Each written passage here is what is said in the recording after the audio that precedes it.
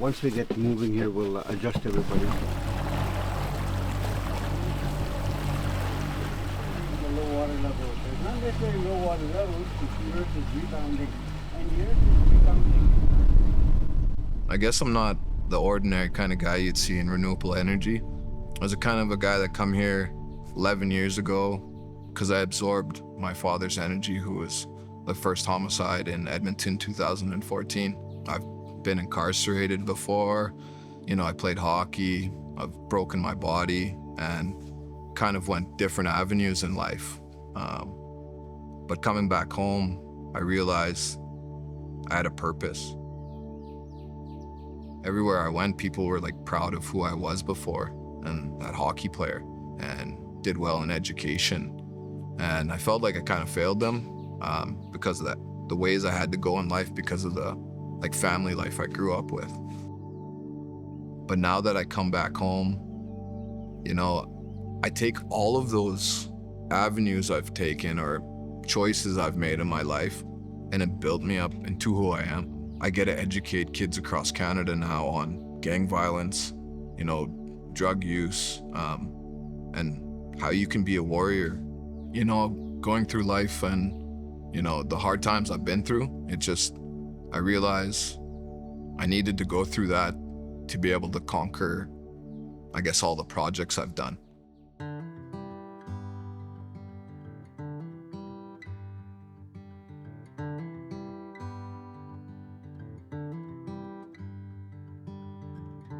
Since 2014, I was a community liaison. I taught at the school. I was a stepfather, then a real father, been a manager, stock boy, dishwasher, a cook, a bottle crusher, anything you need me to be at that time. I was blessed to work on a $13.6 million project, which is our water treatment plant. I put in fiber optic cable for our people in Allison Bay.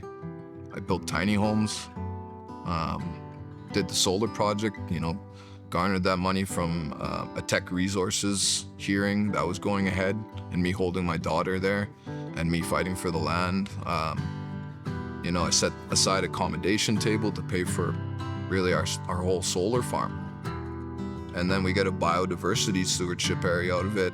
And now there's a NIPI 2 Institute here that we have 3 laboratories in where we test flora, fauna, air, everything along the way to help our people when we go to court to fight industry. Thinking back, I would have never had any of those opportunities growing up in the city and living in the city in the concrete jungle.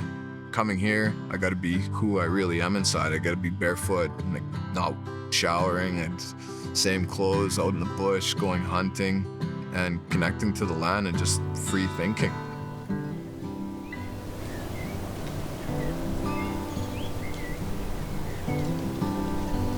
From the time of the dinosaur.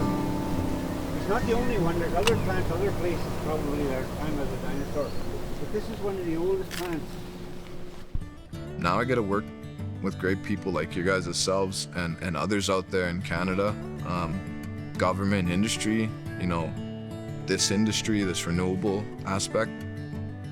My life's been a dream come true, really. It's touched my heart and others, and I don't think I would change it for anything. I've struggled and hurt a lot, but I think that's what you need to do as a leader. You need to not sleep. You need to open your heart and open your mind to things that are out there, and I'm a yes man. I just keep saying yes and going for grants, and I think I have a 100% track record right now with the government, and I want to keep that going. I have an IODI project that's going ahead. I raised $500,000 for the CEP. Now I get another $1 million for the actual phase 3 project to do a biomass.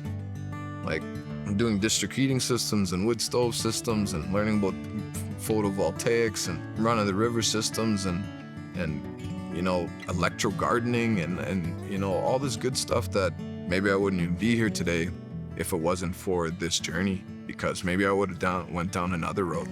So I really appreciate, the ICE network, NRCan, big time, and the GOA.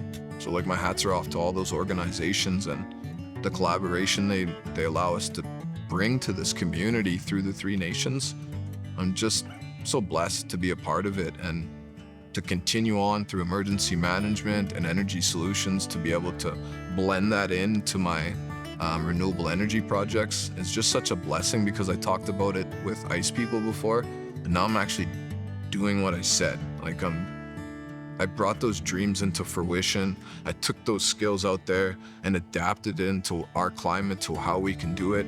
And now there's other energy champions that are out there doing the same thing.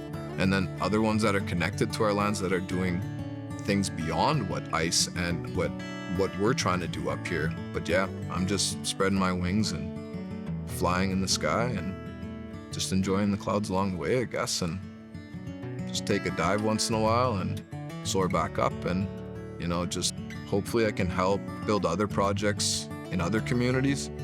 But I'm not done here yet, and once we're energy sovereign, hopefully I can go across Turtle Island and do the same thing.